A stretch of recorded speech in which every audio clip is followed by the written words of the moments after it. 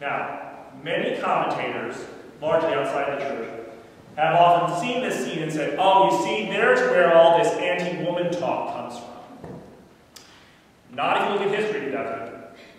Because it was the Hebrews who seemed to be the first culture in the ancient Near East who said, no, women are human beings. Sumerians didn't feel that way, Phoenicians didn't feel that way, Egyptians certainly didn't feel that way. It's the first time that they kind of create this equity. Now, it's not going to last long, folks. Please see the fall. But, in the beginning, this was the plan. She is a human being, too. And then Adam makes a strange comment. At last! This one is bone of my bone and flesh of my flesh. Like he can't see the scar. You know? Waits out there. It's like that bad joke.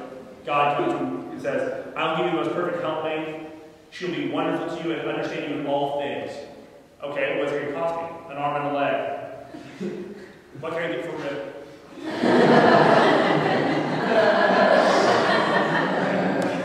Thank you, I'll be here all week.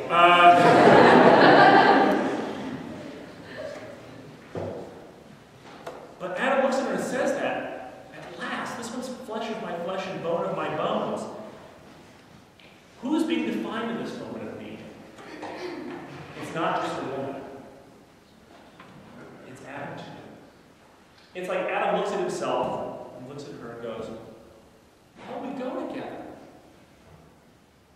Oh, that's what I'm for. That whole comment about guard, till, defend, he looks at it and goes, oh, it's you. You're the one who's supposed to be doing this with. Oh! And we can draw that conclusion because what's the next thing the sacred author tells us? This is why a man leaves his father and mother and cleaves to his wife. The two become one flesh. They have seen each other and therefore truly understand who they are. And as if this wasn't good enough, the sacred scriptures make sure to make one other point plain to us. They are naked without shame. Now, I don't know about you. Put this on your conscience, but I'm not sure many of us can stand in front of a mirror naked and say, behold, it is good. Behold, it is pudgy is more like it, but behold, I must go to the gym, okay? That sounds more correct. Okay? But that nakedness communicates something. That they are naked without shame means that when they looked into each other's bodies, they saw each other unreservedly. Because there's nothing to be ashamed of. Now, fast forward the clock a little bit with me, and what's that first thing they do after eating the fruit of the knowledge of good and evil? They hide.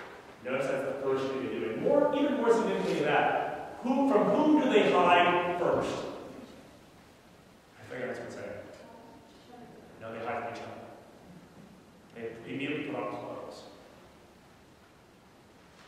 The secret of their existence has to be hidden. Then they hide from God. They hear him coming in the garden, dive in the bushes, which, frankly, he's God. He knows that. So, once again, to quote one of my good friends, Mark Shea, sin does make you stupid, apparently. In this case, they dive through bushes. Man, but what's the meaning here? I mean, what's the whole point of this conversation that Genesis has with us about the creation of man and woman? The message is this, that man, understood male and female to be the complete picture of man, is made for God by him. In an expression of God's concern for the creatures he has made. See, that's what that double meaning is when he looks in and says, you will guard and till. I mean, you will keep and till. There's another level here. You will guard and defend. He has not made man and woman to simply be just like the other animals who get dragged around by the forces of instinct. You are to act. And therefore I've made you different. But even more curious is this other comment is that when God looks upon man, he is moved for him. Now, again, it's an analogy language. It's not perfect, talking about emotions of God. But God looks at it and says, well, whatever the situation is with Adam, it's not good that he's alone.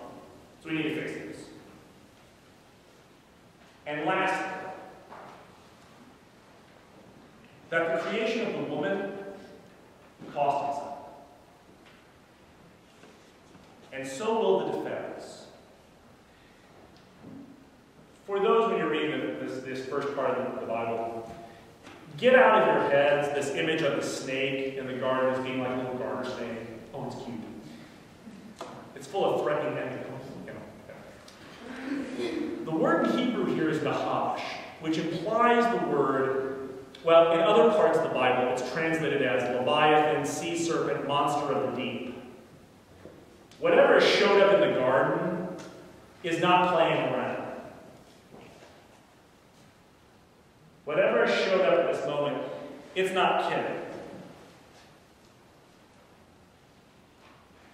And so Adam's response and Eve's response is hidden in this reality of you might have to die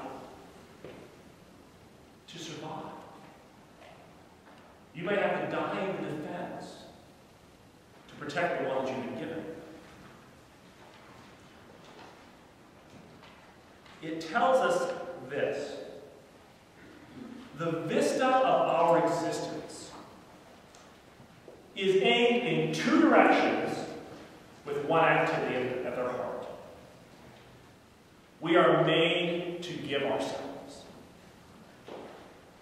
That's the first tip-off this is telling us. Is we are made to be a gift. And when I say there are two vistas, there's two target lines. One target is aimed at God. The other target is aimed at each other. How do I know that first one's aimed at God? Well, remember that thing about to till and to keep? Well, it's the same language they use talking about the temple later on in Kings. You mean Eden is a temple? Yeah. And its first priest is Adam.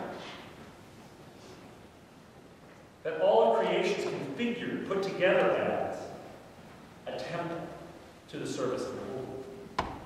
This is why, by the way, when you go further down the line, you'll notice that what does the temple look like? Well, it's enclosed, and it's on a hill, and there is water at its doors, and the walls are adorned with the scenes of a garden.